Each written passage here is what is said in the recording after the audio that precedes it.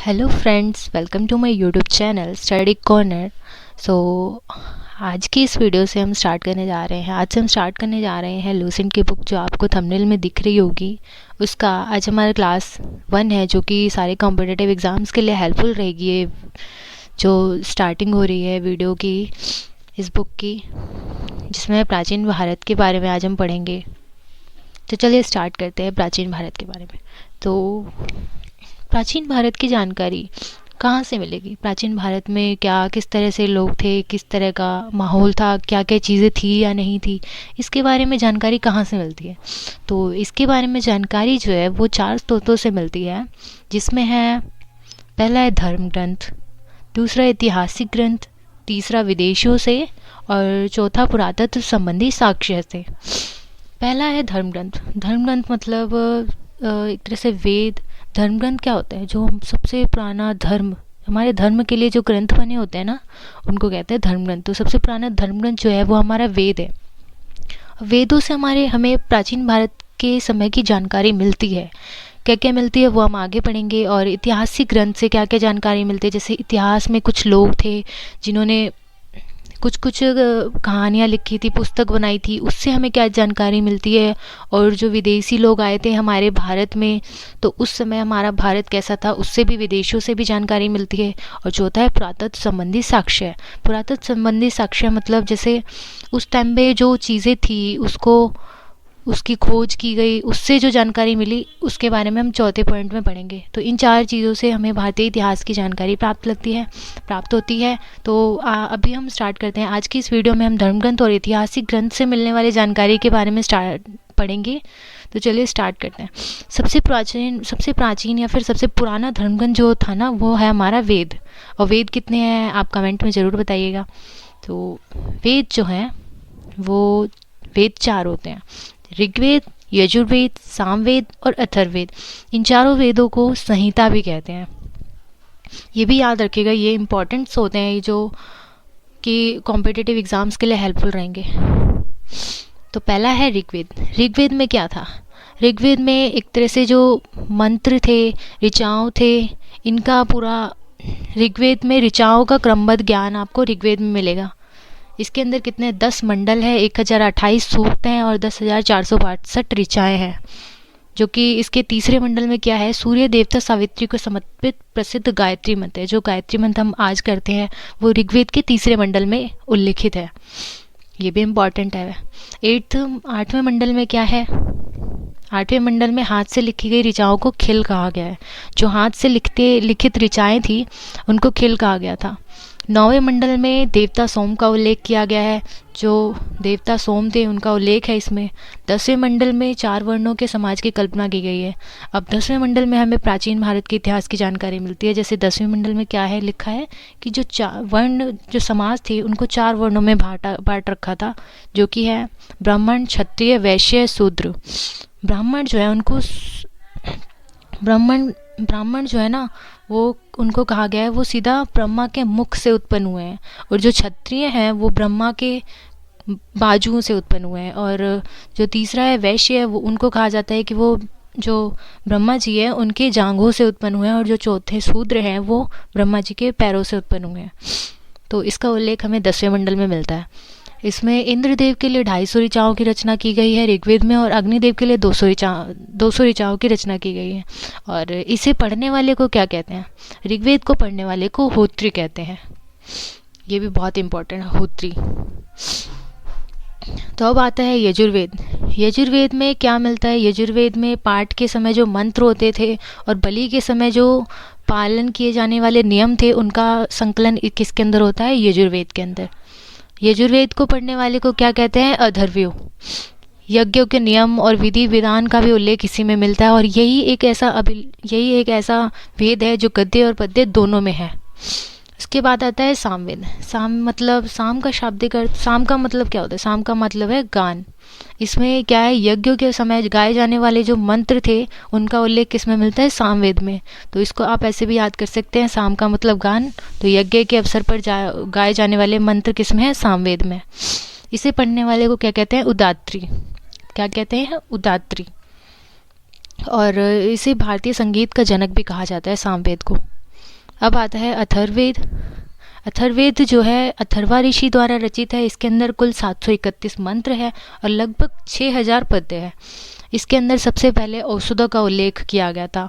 किसमें औषधों का उल्लेख किया गया था? सबसे पहले अथर्ववेद में। और इसके अंदर अंधविश्वास, मनुष्य जो अंधविश्वास थे और विचार थे और जादू टोने का भी वर्णन इसी में हुआ था, इसी में ही किया गया था। मिलता भी है और हमें कि उस समय से अथर्ववेद में बताया गया कि अथर्ववेद में उस समय जो थे मनुष्य अंधविश्वास, विचार और जादू टोने में भी इसमें इसका ज़्यादा उल्लेख होने लग गया था।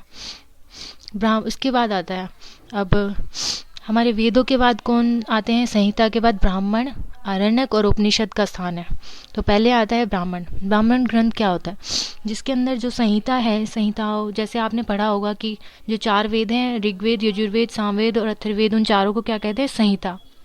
तो उसकी व्याख्या किस में मिलती है? ब्राह्मण ग्रंथ में। तो हर वेद के लिए अलग, हर मतलब जो 4 वेद हैं उनके लिए अलग अलग एक ब्राह्मण ग्रंथ बनाया गया है, जो कि ये रहा, जिसमें पहला है ऋग्वेद, जिसका ब्राह्मण ग्रंथ है ऐत्रेय व कौशिक की। इसके अंदर ऋग्वेद की व्याख्या की गई है। और यजुर्वेद है जिसके अंदर तैत्रेय और शतपथ ब्राह्मण ग्रंथ के अंदर इसकी व्याख्या की गई है, यजुर्वेद की। सामवेद की व्याख्या पंचविंश ब्राह्मण ग्रंथ में की गई है और अथर्ववेद की गोपद ब्राह्मण ग्रंथ में की गई है। और ब्राह्मण ग्रंथ में क्या और किस किस चीज़ की जानकारी मिलती है? परीक्षित के बाद और बिंबिसार से पहले की घटनाओं का भी ज्ञान मिलता है। तो चलिए, इसके बाद आता है आरण्यक। आरण्यक क्या होता है? यज्ञ से जुड़े कर्म कांडों की दार्शनिक और प्रतीकात्मक अभिव्यक्ति। जो यज्ञ होते थे, जो जंगलों में लोग घूमते थे, यज्ञ करते थे मुक्ति के लिए, तो उन सब का इसके अंदर लेख मिलता है आरण्यक के अंदर। और उपनिषद के अंदर क्या मिलता है? 108, वैसे टोटल 108 उपनिषद है। ये भी पूछा जाता है क्वेश्चंस में, कॉम्पिटिटिव एग्जाम्स में, जिनमें से सिर्फ 13 को मूलभूत उपनिषद की श्रेणी में रखा गया है। उपनिषद में क्या है? उपनिषद में किस चीज़ का उल्लेख किया गया है? यज्ञ से जुड़े दार्शनिक विचार। मतलब एक तरह से यज्ञ के समय में कैसे शरीर होना चाहिए, कैसा शरीर में थिंकिंग, विचार, ये सब कैसी होनी चाहिए, ब्रह्मांड किस तरह से, आत्मा कैसी होनी चाहिए, और ब्रह्म की व्याख्या की गई है उपनिषद के अंदर। अब आता है वेदांग। वेदांग मतलब ये थोड़ा वेद से रिलेटेड लग रहा है और इसका मतलब भी वेद से ही रिलेटेड है। वेदांग में जैसे जो वेद होते हैं उनको समझने के लिए हमें वो थोड़ा नॉलेज भी तो होना चाहिए, तो वो नॉलेज हमें वेदांग देता है। वेदों को अच्छे से समझने के लिए 6 वेदांगों की रचना की गई, जिसमें से पहला है शिक्षा। शुद्ध उच्चारण के लिए वेदों में जो शब्द लिखे गए हैं उसके शुद्ध उच्चारण के लिए शिक्षा देते हैं। शिक्षा 6 वेदांगों की रचना की गई, जिसमें पहला है शिक्षा, उससे शुद्ध उच्चारण का शास्त्र सीखते हैं इसमें। सेकंड है कल्प, कर्मकांड की विधि सीखते हैं इसमें, इस वाले वेदांग में। थर्ड है निरुक्त, जिसमें शब्दों की व्युत्पत्ति कैसे होती है उसके बारे में सीखते हैं। चौथा है व्याकरण, व्याकरण किस तरह से यूज़ किया गया है उसको पढ़ना है, किस तरह से वो सब सीखते हैं। उसके बाद छंद का इस्तेमाल कैसे किया गया है उसमें वेदों में, उसको समझते हैं। और लास्ट में ज्योतिष। इन सब के बारे में वेदों को समझने के लिए इन 6 वेदांगों की रचना की गई थी, जिससे कि जो उस समय के जो लोग थे वो वेदों को समझ पाए। और वेदों को समझने के लिए सबको अधिकार नहीं था। वेदों को समझने के लिए जो स्त्रियां थी और शूद्र थे उनको वेदों को पढ़ने के लिए अनुमति नहीं थी। बट पुराण जो था ना उसको सुन सकते थे। जो पाठ पुजारी, जो पुराण होता है उसके बारे में हम आगे पढ़ेंगे, उसको सुन सकते थे सिर्फ, बट वेदों को पढ़ने की अनुमति नहीं थी। उसके बाद आता है, चलिए पुराण आ ही गया। पुराण में क्या होता है? इसके रचयिता है लोमहर्ष तथा उनके पुत्र उग्रश्रवा, इन्होंने इसकी रचना की है। पुराण जो है उसके अंदर क्या मिलता है कि इतिहास की जो घटनाएं हैं उनका क्रमबद्ध विवरण मिलता है। मतलब उसका एक तरह से पूरा क्या बोलते हैं सिस्टमेटिक रूप से लिखा रहता है ना, वो मिलता है किसमें? पुराण में। इसकी संख्या है 18, जिसमें से सिर्फ केवल 5 ही राजाओं की वंशावली पाई जाती है। मत्स्य पुराण, वायु पुराण, विष्णु पुराण, ब्राह्मण पुराण और भागवत पुराण, इन्हीं में ही राजाओं की वंशावली पाई जाती है अभी तक। और सबसे पुराना जो है वो है मत्स्य पुराण माना जाता है। और इसमें स्त्रियों और शूद्र को पुराण सिर्फ सुन सकते थे, उनको पढ़ने के, छूने तक की भी अनुमति नहीं थी, इनको ऐसा माना जाता था। और जो पाठ पुजारी करते थे पुराण का, उसको सिर्फ सुन सकती थी स्त्रियां और शूद्र। उसके बाद आता है बौद्ध, जैन और अन्य साहित्य। अब बौद्ध साहित्य, बौद्ध के बारे में, जैन के बारे में और उन सारी चीज़ों के बारे में हमें किस तरह से जानकारी मिलती है। तो कुछ पुस्तक है जिससे हमें बौद्ध के, जैन के और अन्य जो धर्म थे उनके बारे में जानकारी मिलती है। पहला आता है जातक, जिसमें बुद्ध के पूर्व जन्म की कहानी मिलती है। जो महात्मा बुद्ध थे उनका जन्म 500 आप कमेंट में बताना कि महात्मा बुद्ध का जन्म कब हुआ था। उससे पहले की जानकारी जो है जातक की पुस्तक, जातक पुस्तक है एक, उसमें मिलती है। सेकंड है 583 ईसा पूर्व में शायद महात्मा बुद्ध का जन्म हुआ था, 583 ईसा पूर्व में। और 563, हाँ 583 में ही हुआ था। एक बार आप चेक कर लीजिएगा और मुझे भी बता दीजिएगा कमेंट में। तो सेकंड है कथा वस्तु, जिसमें महात्मा बुद्ध के जीवन चरित्र की कहानियों से एक तरह से बता रखा है कथा वस्तु में। इसके बाद है कल्पसूत्र, जो कि जैन धर्म के प्रारंभिक इतिहास की जानकारी किससे मिलती है, कल्पसूत्र से। उसके बाद है अर्थशास्त्र। अर्थशास्त्र के लेखक कौन है, चाणक्य, जिनका अन्य नाम भी है कौटिल्य या विष्णुगुप्त। ये तो बहुत ज़्यादा पूछा जाता है कॉम्पिटिटिव एग्जाम्स में, तो ये भी इम्पॉर्टेंट है, ये सारे इम्पॉर्टेंट है वैसे तो अर्थशास्त्र के अंदर हमें किस चीज़ की जानकारी मिलती है, मौर्य काल के इतिहास की जानकारी मिलती है। हाँ, क्योंकि चाणक्य जो था वो चंद्रगुप्त मौर्य के दरबार में रहता था, एक तरह से उनका प्रधानमंत्री बन के रहता था, तो इसलिए उस समय के जो इतिहास है उसका वर्णन इसने अपनी पुस्तक में किया अर्थशास्त्र में। उसके बाद है राजतरंगिणी, जो कि कल्हण के द्वारा लिखी गई है, जिसमें प्रारंभ से लेकर 12वीं सदी तक के कश्मीर के शासकों का वर्णन है। उसके बाद है चचनामा, जिसके लेखक है अली अहमद, जिसमें अरबों की सिंध विजय का वृतांत मिलता है।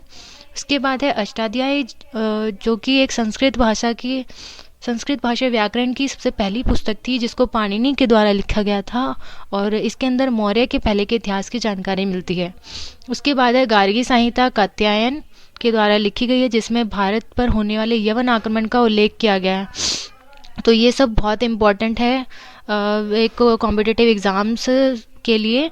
तो आप एक बार समझने के लिए, रिवाइज करने के लिए दोबारा से देखिएगा, 2-3 बार देखिएगा तो हर चीज़ याद हो जाती है। अगर आप किसी चीज़ को रिपीट करते रहते हैं ना, तो वो बहुत अच्छे से याद हो जाती है। तो अगली वीडियोज़ में